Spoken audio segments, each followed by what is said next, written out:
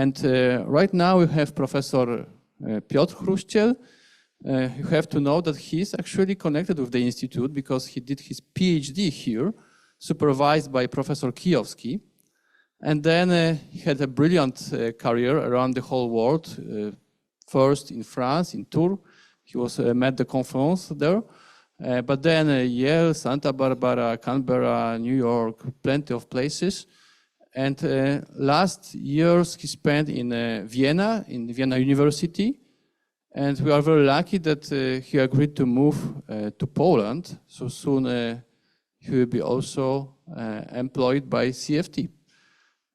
Together with ERC Synergy project, which will be implemented here in the big collaboration, the collaboration with, well, part of MIT, Vienna University, and Munich. So today we are honored to listen to talk of Professor Piotr Chruściel, to listen about this project. So Piotr, the floor is yours. Thank you very much. Is the microphone working? Okay. So, well, thank you for the introduction. And this is my second talk in this room. The first one was some 40 years ago. This was a defense year of my PhD thesis. So, so I want to tell you a little about entangled photons in a weak gravitational field. The title is a little misleading because I will talk more about other things, but I will also hopefully come to this problem. This is research which was started within something called the TURIS collaboration in Vienna. So this is some kind of research platform where the university gives us money to do things, and so there are several colleagues involved in this. So we have so Philip Walter is a specialist in entangled photons and in fact quantum computing in general. He'll be sending a quantum computer based on photons on a satellite very shortly. So Arndt is studying matter waves. Aspelmayer is doing nanomechanics. I and Czesław Bruckner are the theoretical kind of pillars or support for this group, and we have also colleagues from astronomy in this group. And the aim is to test how gravitational physics interacts with the quantum world. And gravitational physics, I mean all aspects of gravitational physics, excluding perhaps quantum gravity, which we don't know what it is. So of course, we'd be happy to study this as well. But at this stage, we're thinking about real experiments that you can do. And then that's the gravitational physics without, it's probably more classical than quantum, but the quantum world is there and interacts with gravity. So the first test of quantum mechanics interacting with Newtonian gravity, so no general relativity and no quantum field theory. Quantum mechanics is this COW experiment. So Colella, Overhauser, and Werner, 75. What they did is they set up a neutron interferometer where you send a beam of neutrons are scattered by an appropriate device, and they recombine on your detectors. And what happens is you take this device and you rotate it so that the height at which the sum of the neutrons travel is higher than the other ones, and this causes an interference pattern which was detected here. This is the dots are the experimental curves, and the curve is, you solve Schrödinger's equation with a Newtonian potential, you see what you should get, and this is what they observed. So this is the cow experiment, Colella, Overhauser, Werner. The neutrons have been studied a little more several years later.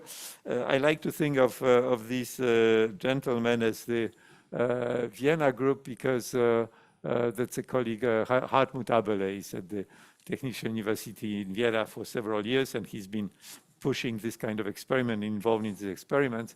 But I don't know, probably the first author should be Nežvizovský, and that's been done, a lot of this has been done in France. So what you do is just you send neutrons again through a potential. So there's a gravitational potential in this direction, and there are reflecting plates, and you set up a steady state situation, and so you can just solve the Schrödinger equation for such a potential. Again, Schrödinger equation, Newtonian potential, and you're going to observe fringes here. So, and these fringes, so again, you're sending neutrons in this machine. Something happens here, and there's a Newtonian gravitational potential, and you detect your neutrons here, and you're going to see things like that. And these things are very well explained by an exercise in quantum mechanics that probably one of the first tutorial classes you could do. You take the Schrödinger equation with a linear potential, that's the gravitational field, and you can solve this exactly. You get something called Airy functions, and these Airy functions describe perfectly what's happening in this experiment. So this is the setup. This is a newer version of this experiment where now you do something more fancy. This you send in neutrons, and here you put an oscillating mirror here, which provokes perturbation theory. You introduce a perturbation in your system, periodic. Then this creates transitions between states, and you can check this, run your elementary quantum mechanics with such a potential with perturbations, and you get exactly what Schrödinger is telling us using Fermi golden rule or something like that for state transitions. So, so for example, this is the evolution of if I know how to make it work. Okay, so that's actually a visualization of the real data, right? So you have the height is here, right? So this is the bottom of the instrument, and that's the top of the instrument, and this is the probability of finding photons as you apply these perturbations to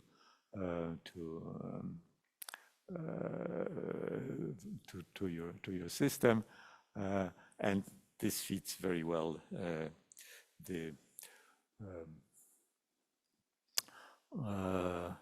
so this is actually telling you how this is really been done, right? So you have real data points, and you feed these data points to the Schrödinger equation, time dependent, and you can get. Should be the same for protons moving in a constant with electric field. Probably. Your knowledge ever done? Yeah, I don't know. I mean, the effect will be so much stronger, right? That it's just I don't know. It's probably yeah, I don't know.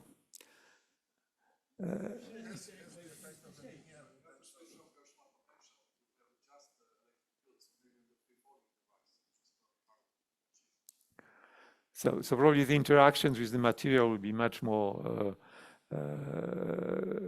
dramatic at the boundary data. Yeah.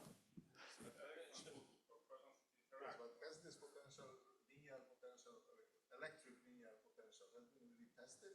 Of course. Experimentally, in Schrödinger equation. So. This kind of experiment made, and this Airy function we're seeing in the. In a way, it should be a lot simpler than this one. The problem might be, you know, so you have to have this barrier, right, which prevents the neutrons to to go down and go too high, and the protons will probably interact so much completely differently with the boundary that will probably completely blur out. But I don't know. There's a serious problem when you want to set up this experiment just to understand the boundary conditions, and that's something that they really have to analyze carefully. And but yeah, that's a good question. I cannot answer this, but I'd be happy to transmit this question to my colleagues who are involved in this.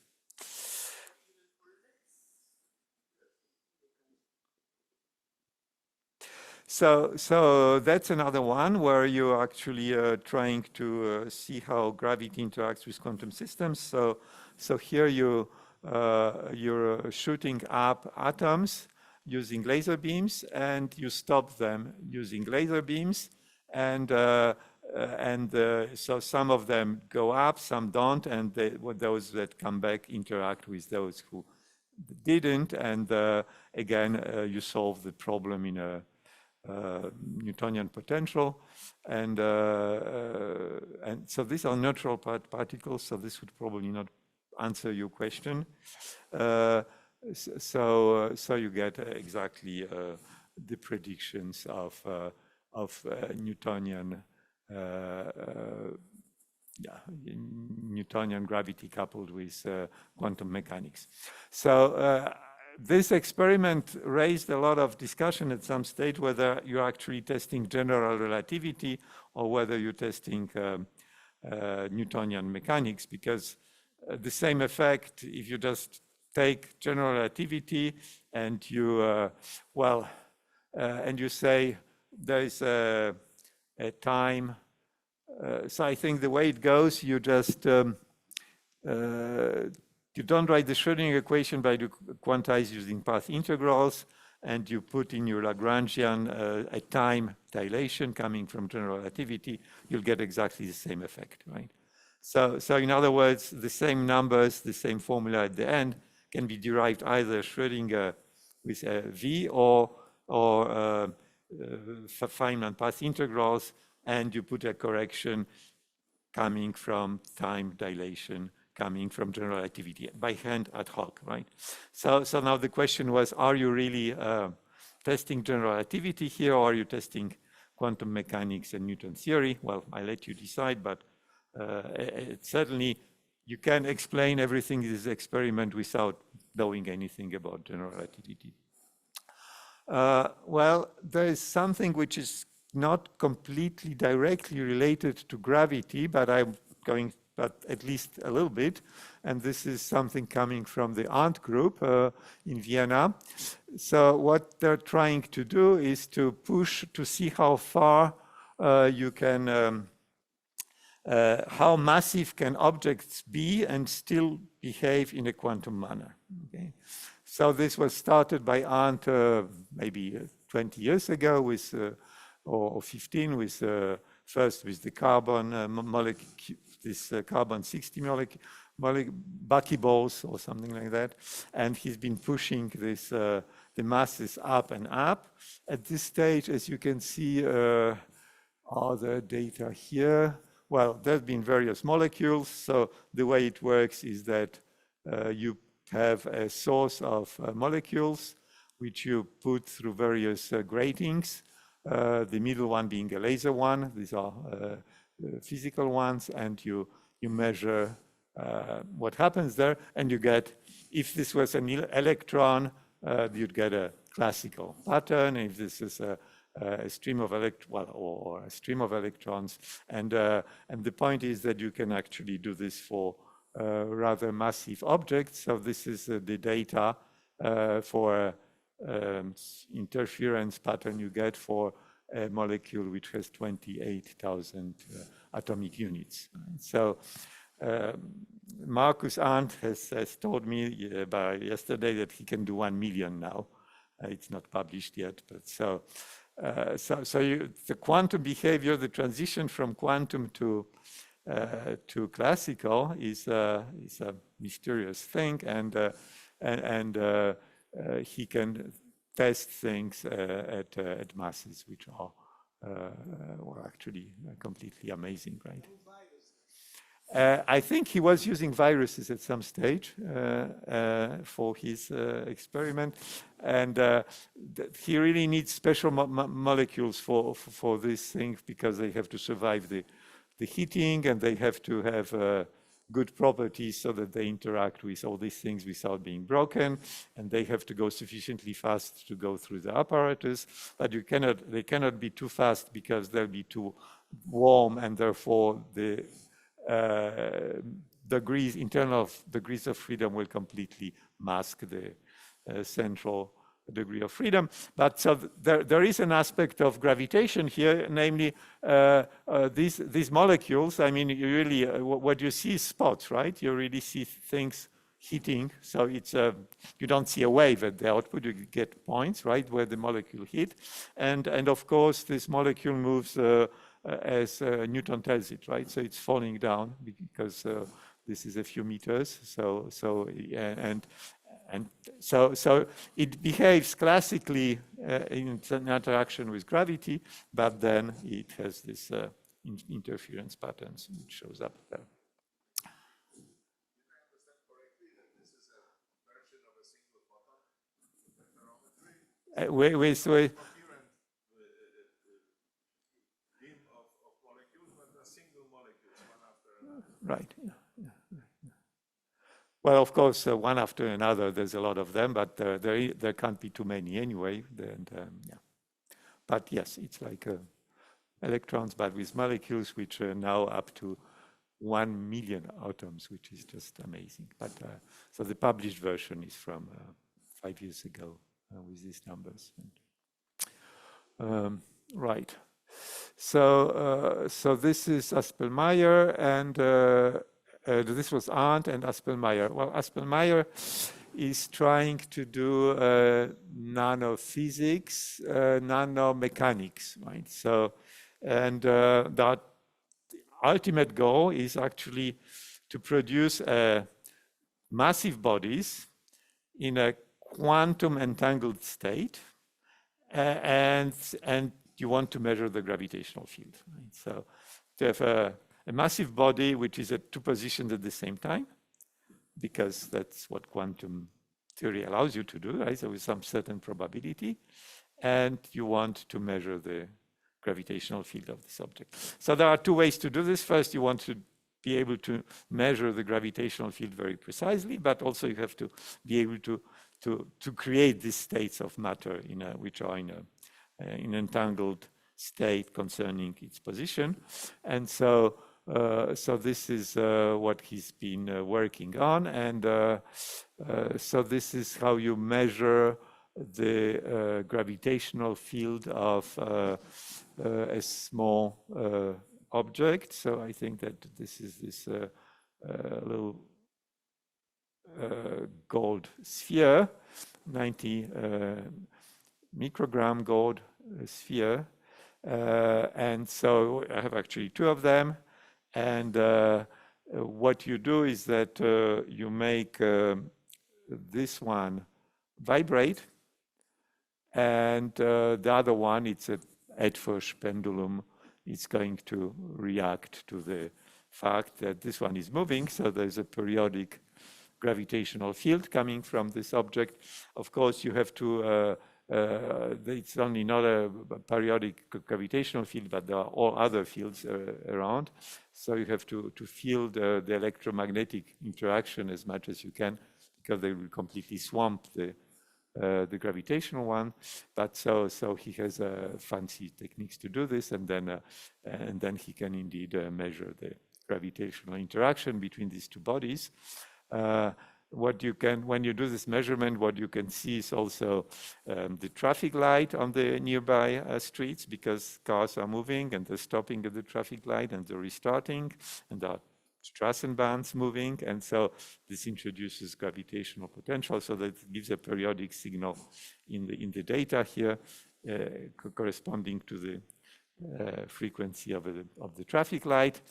He has another periodic signal which corresponds to the students partying once a week, and Friday and Saturday. So that Faraday shield will be sufficient to completely shield.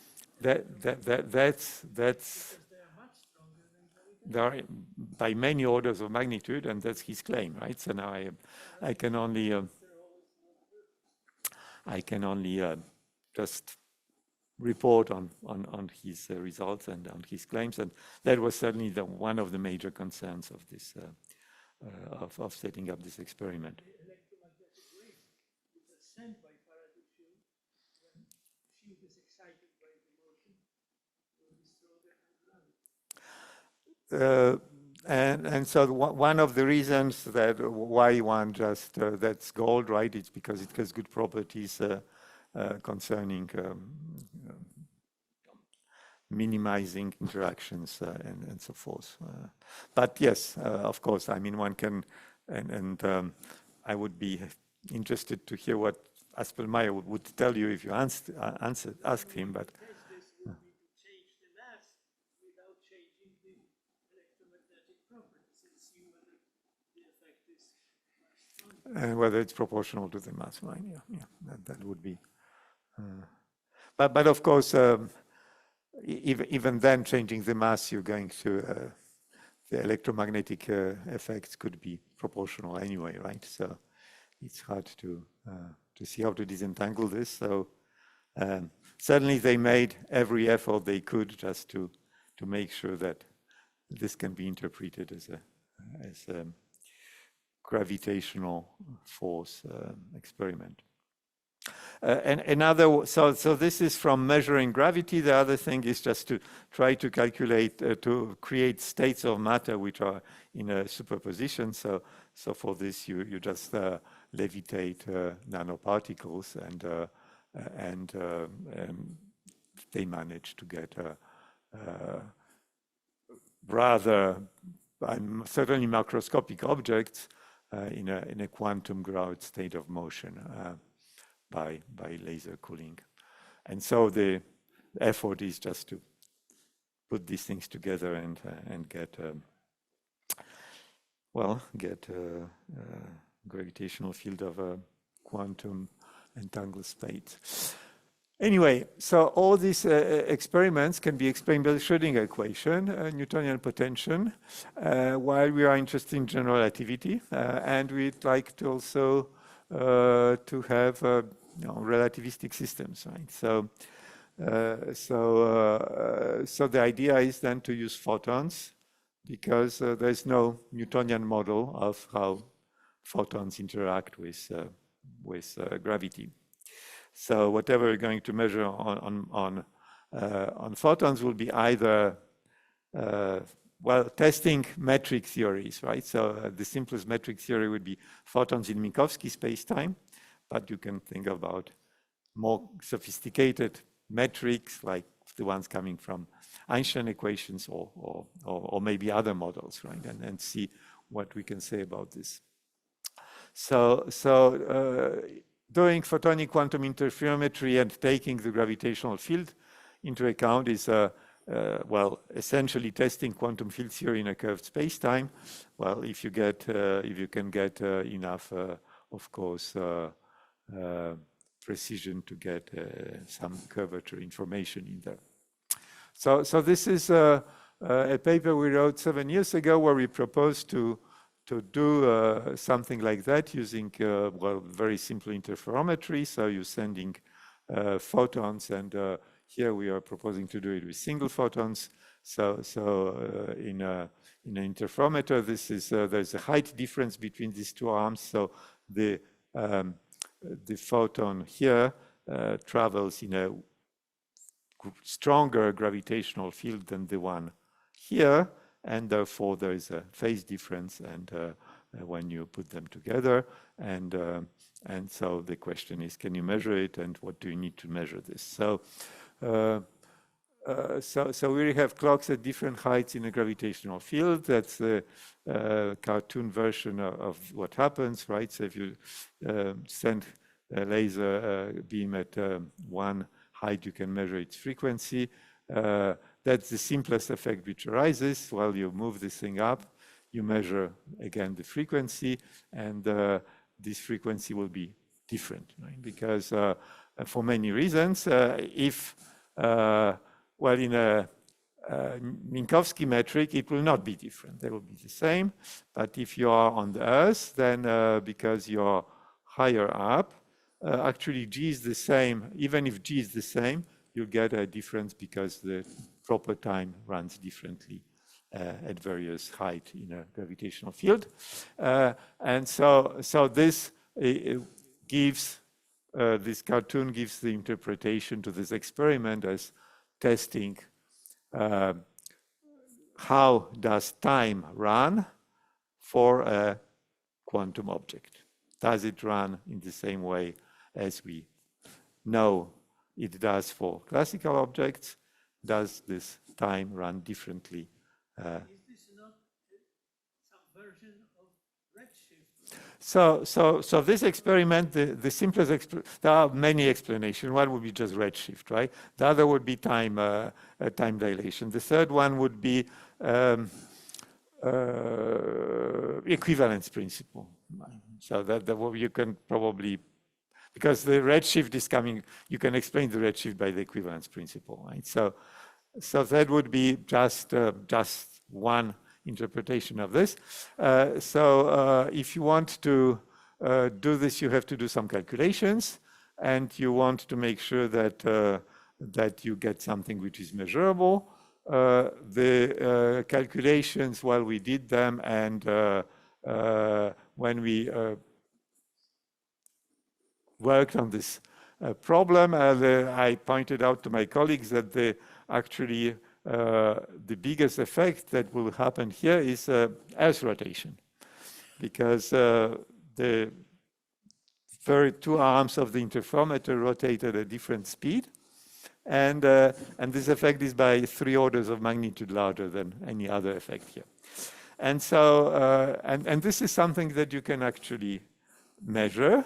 And of course, you can measure it in classical light, but you can also measure it on single photons, but you can also measure it on entangled photons, right? So this is, so we are sitting here in Vienna, and we have this loop of, in this case, it's a waveguide, and we're sending light in this waveguide either this way or that way. So there are two paths which go in the various directions. And now, depending upon the orientation of this device here, which is here, then actually you might get zero effect, because it really depends upon, let's see, if you put it, so Earth rotates, right? And if you put your thing so that it correlates with the Earth, it will never see the rotation. If you put it orthogonally to the direction of rotation, you will maximize the effect. Or maybe I'm wrong, but I mean, there are various orientations here which either make zero effect or maximize the effect of time difference when going through the loops. This is exactly, this is Minkowski space-time, right? Yeah, there's no gravitation here, but this is an example of a calculation like that gives you this information. And they're also telling you that, well, let me just mention one thing. So the reason you put it in this configuration, this one, because you can make the photons, you have a switch here, and either they both circulate in the same direction, or one circulate in one direction, one in the other. And so one configuration kills off the signal, the other one doubles it. And so if you do it periodically, you get a periodic signal in your output, and then that's what you extract from your detectors, and that's how you can check that. And the whole point was that this works, well, classical light, this works on single photons, this works also on the noon states, which on which I will tell you a little more a little later. So this is something which was a kind of side result of this calculation here that we did, but and then we proposed to do an experiment which will test actually try to measure this effect with three objectives. First, develop a fiber optic quantum interferometer with a strain sensitivity which was never achieved so far. That will be part of what we're trying to do. And then the second objective would be just to measure gravitational induced phase shift with single photons. And then the last one would be to try to do this with photons in a path entangled state, so with entanglement. And but here really the point is not to measure things like the rotation of the Earth. We believe the Earth rotates, so there is not much to verify here, but this is now the gravity part. And good, so this was granted. So now it's a collaboration with Nergis Mavalvala from the MIT. So Nergis was one of the key contributors to the LIGO, and she still is part in the LIGO collaboration as an expert in precision interferometry. In Vienna, Philipp Walter, he's rather good in quantum controlling of photons, and I and Jihad Vali from Munich are providing the theoretical input whenever needed in this case. Now, there are related satellite experiments, and the phase shift that builds up here, well, the bigger the difference here, the bigger the phase shift, and the longer the arms, the bigger the phase shift, and we're talking about small numbers. I'm going to go to the numbers later, but so this is proportional to L and this is proportional to H. You can think that this is actually proportional to the area of enclosed by this device. And so the one idea is, of course, to do it on a satellite, right? And the H is very big, and H here, well, is whatever you can do, but whatever experiment you can do and you put in a satellite, it's going to scale by so much more. There was an experiment not doing this, but the first experiment known to me were quantum photons rather than just a lot of light were sent to a satellite. Is this gentleman, so this Italian collaboration. I'm not sure who is the leading person here, but probably well, Vallone maybe did the work, and Piloresi just wrote the proposal. But so what you do is just there are satellites all over the place, and most of them, if not all, have reflectors on them so that you can track them pass. So you can just piggyback on this satellite, send light to it, it's going to be reflected back, and measure things, right? So there's nothing installed there's no experiment on the satellite, you're just using the fact that it is there. And so what were they doing is just sending photons up and interfering with photons which stayed down.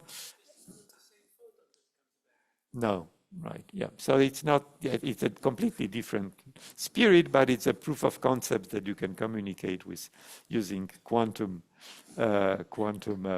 light with satellites.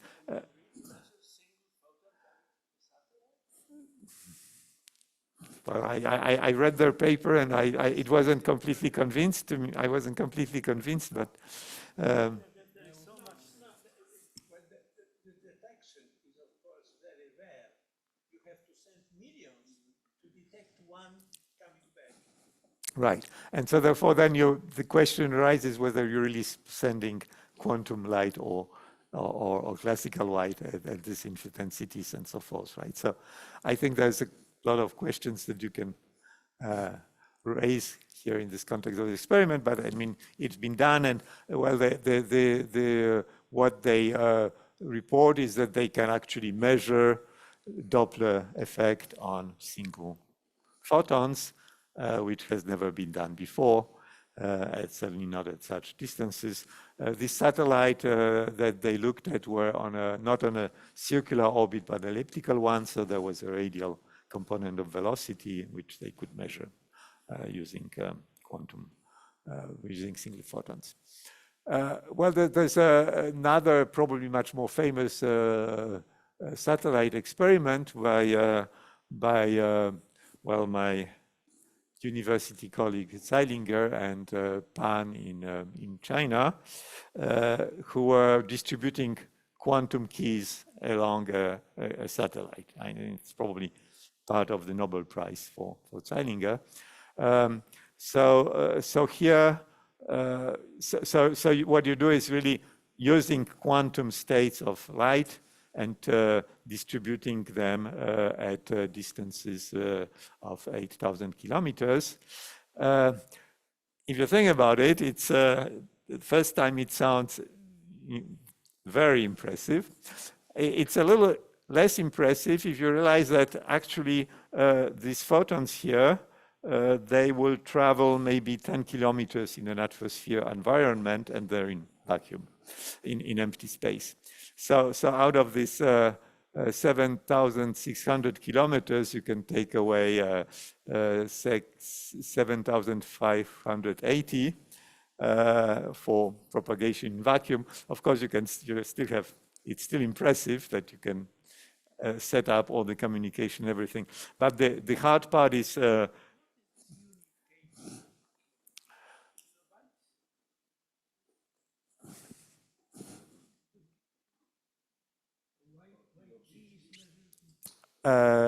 I have no idea. I just took this pretty picture from the paper.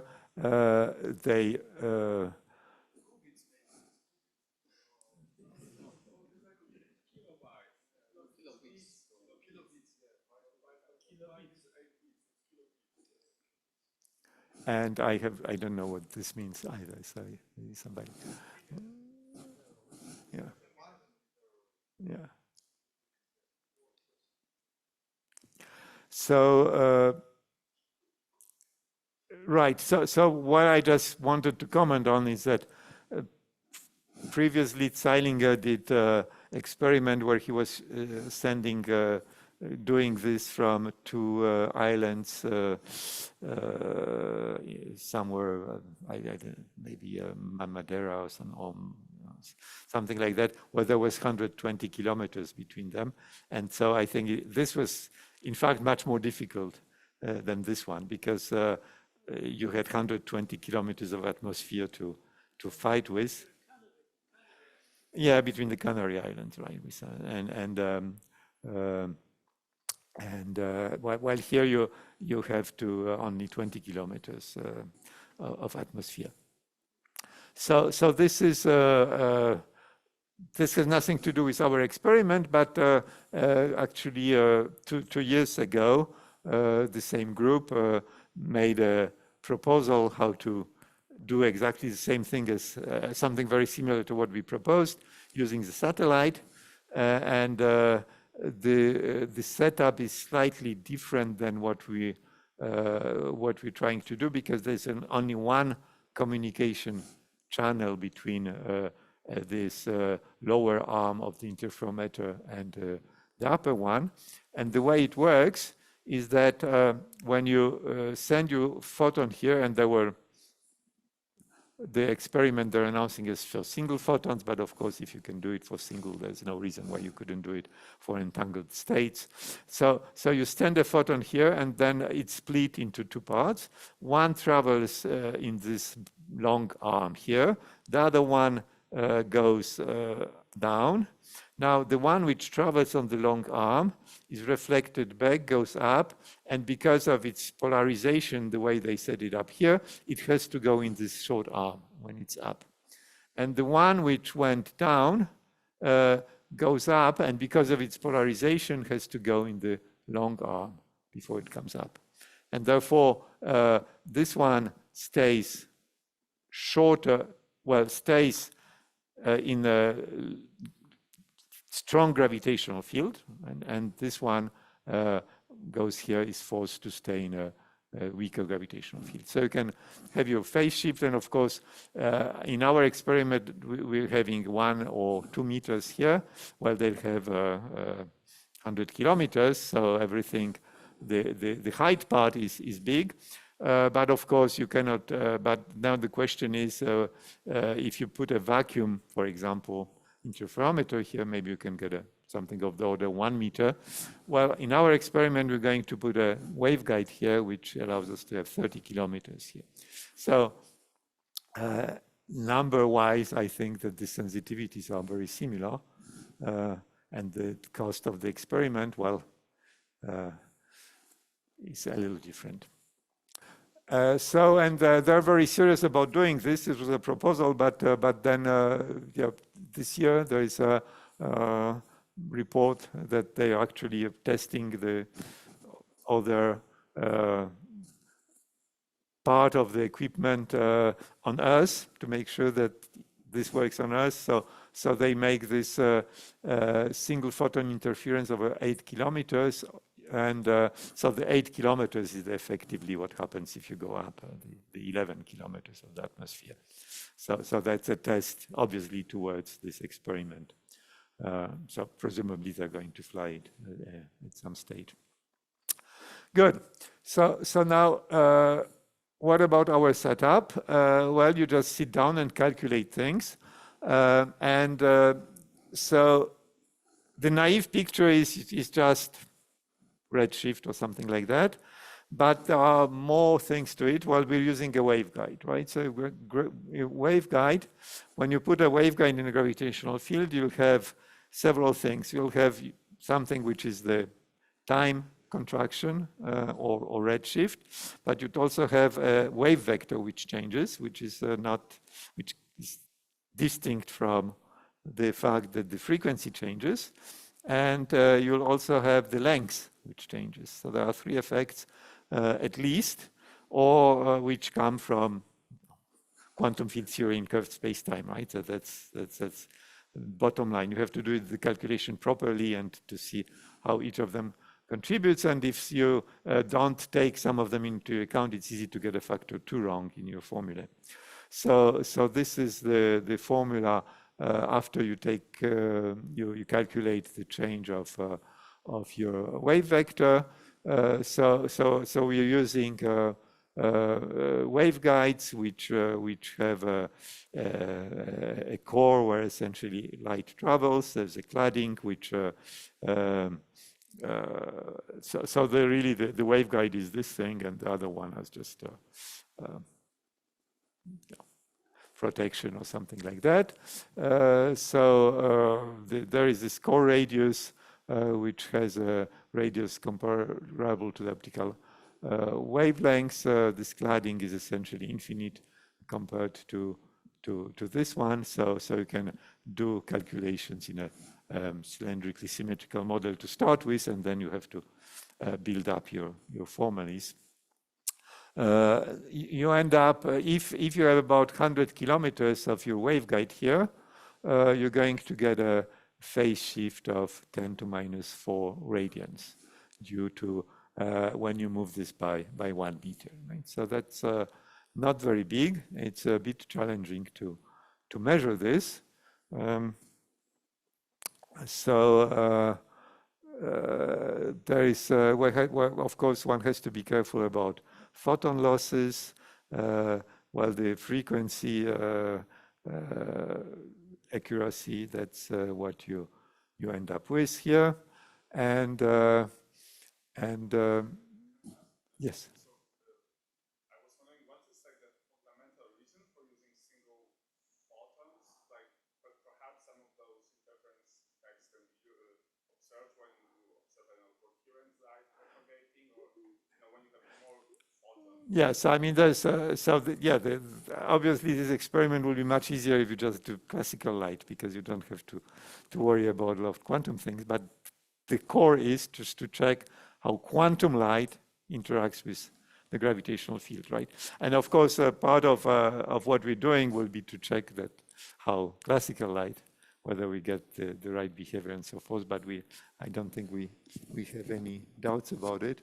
And there's been many experiments, not this one, but in several similar flavor, which check that the classical light behaves like Maxwell equations in a curved spacetime tell us. Well, here Nobody's ever checked. So I don't think we expect that we're going to find it wrong. I mean, I don't expect we're going to find it wrong. It would be the exciting thing would be just to find that the numbers that quantum field theory predicts are wrong and we get something else.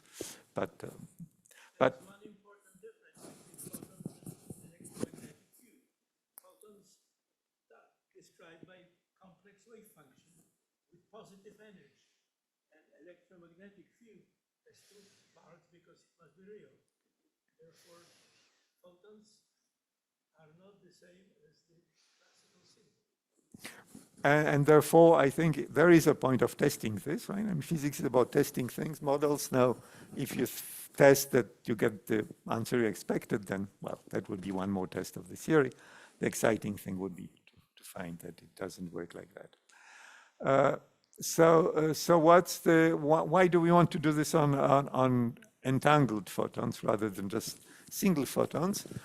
Because entangled photons behave even more exotically than single ones. And so there's first one thing which is called photon bunching. So if you send a pair of photons here, they will actually not split as one photon here and one photon here, but you can just do the calculation with, if you set up your beam splitter correctly, there's this photon bunching phenomenon that either both will go up or either both will go down. Right? So that's the first thing. But this has another effect, namely, if you have an n photon state, it's a tensor product of one photon state. Now, each single photon picks up a phase whenever there is a reason for picking up a phase, for example, by the gravitational field. But then if you take a tensor product, then these phases will just multiply by themselves. And therefore, if you had one photon, if this one n is 1, you'll get one phase shift here. And but the effect is multiplied by the number of photons, right? So if you have 10 photons, if you manage to have a 10 photon state, then the effect on the phase will be 10 times larger, which is, of course, good for the experiment, but that's also something that you want to test, right? Is it true that that's what you're going to see in the experiment? So this is, and then, well, that's the detection mechanism, and this has been actually measured, not where you introduce this phase by hand in the first, I think that's this 2004 paper by the group of Zeilinger, which was probably the first demonstration of this. So when you have two photons, the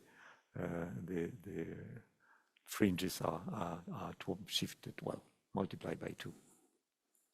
And well, that's the detection mechanism. So that we want to do this, and there are many problems, right? So the theory is, in a perfect world, we'll get the result we wanted, but we have thermal noise in the fibers, we have various symptomatic errors, we have seismic noise, which affect our measurement, acoustic noise, laser noise. No laser is perfect. There is a dispersion in the material. We have something called self-phase modulation, Raman scattering, Boolean scattering.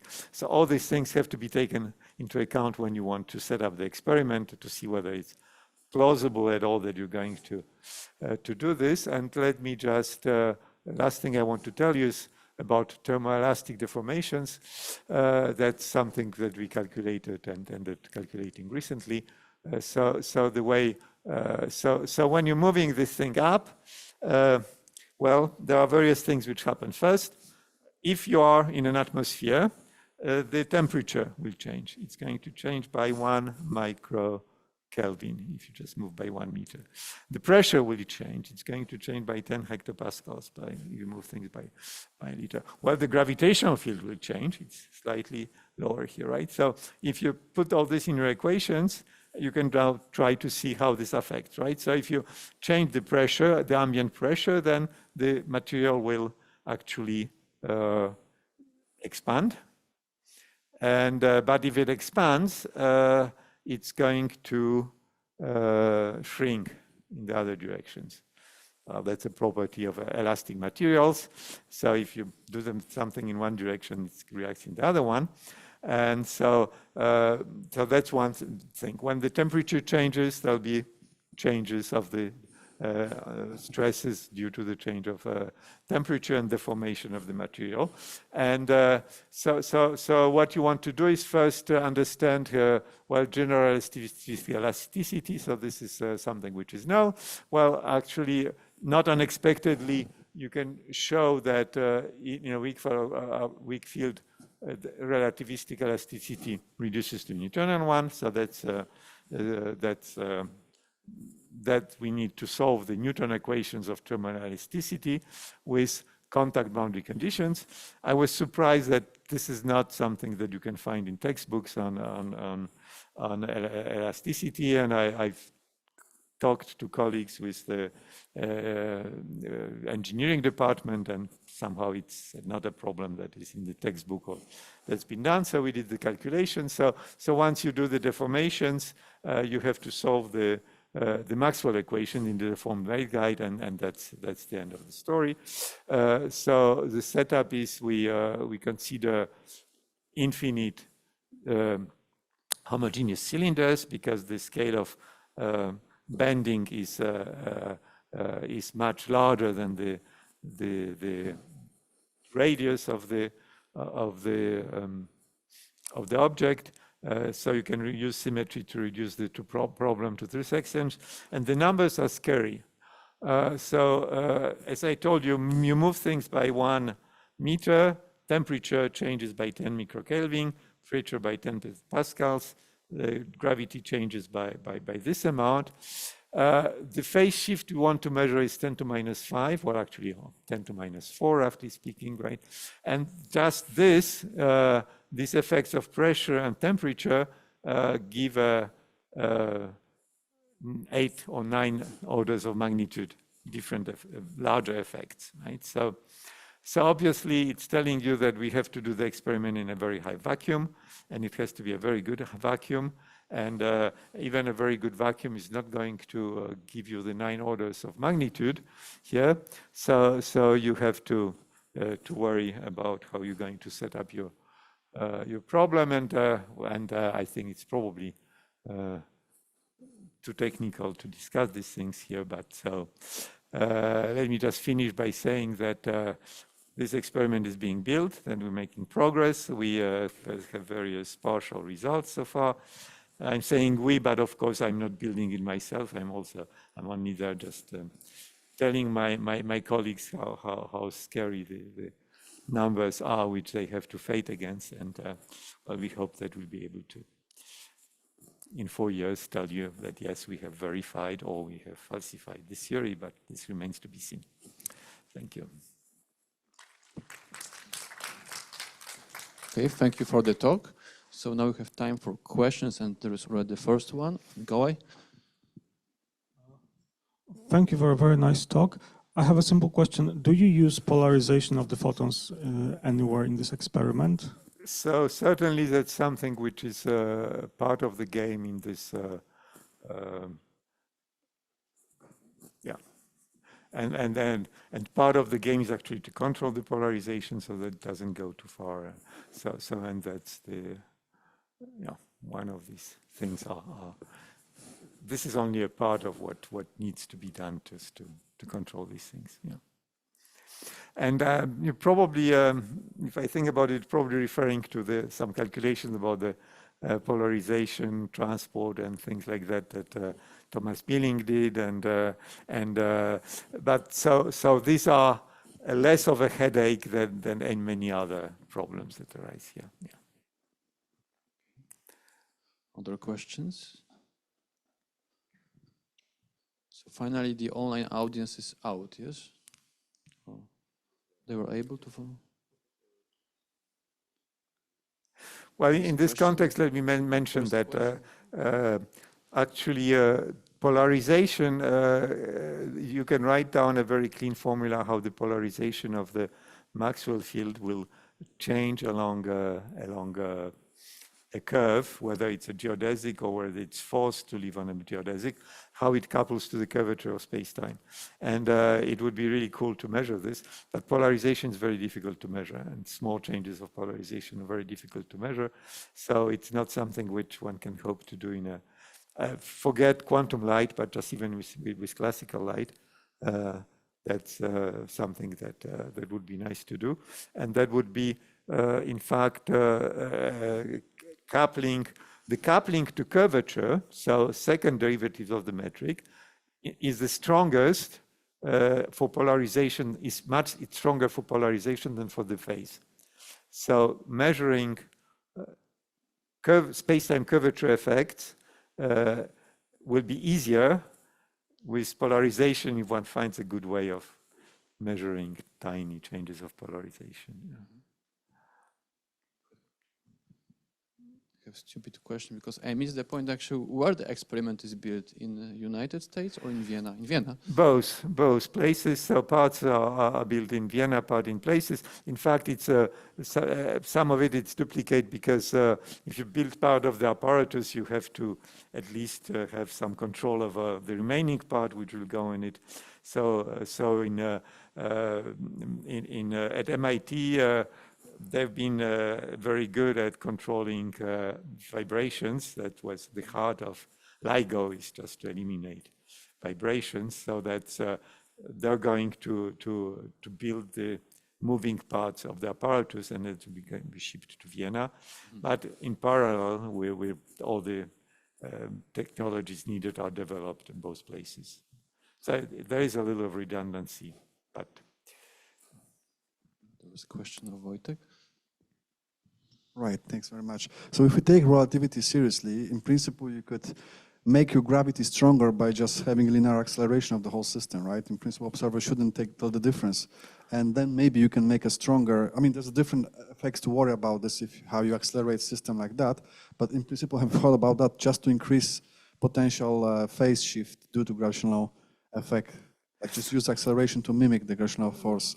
So this is saying that you can explain everything by the equivalence principle. And well, some things you can, but you'll certainly never be able to get when the calculations we did requires Maxwell equations in a curved space-time, and there are at least 3 effects that I mentioned that you will not see with the equivalence principle. So from this point of view, this is not a test of the equivalence principle. It will not give the right numbers here. But a remark here that there is this famous drop tower in Bremen, where you can drop things from 100 meters or something like that.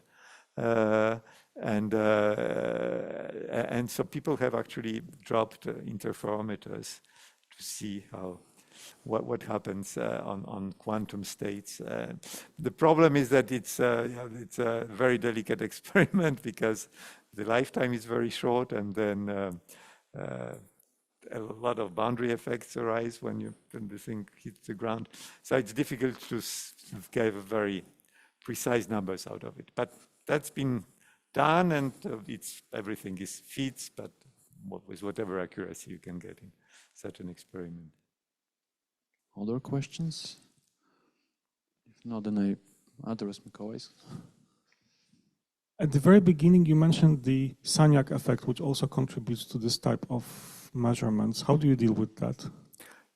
Well, so now this is now under control. I mean, it's tested. We know how it works. There are two options: either take either eliminate it by a suitable orientation of the machine, or maximize its effect to give us some periodicity in the signal. It will depend upon how long we can run the experiment and in a coherent way and so forth. So this is open, but yeah, this is. You could try to shoot the lights sort of from the other direction to have the circulation in the other direction. For example, you can just get rid of Sagnac effect if you have counter-propagating things. Yeah, so that's open. So let's thank the speaker again. Thank you.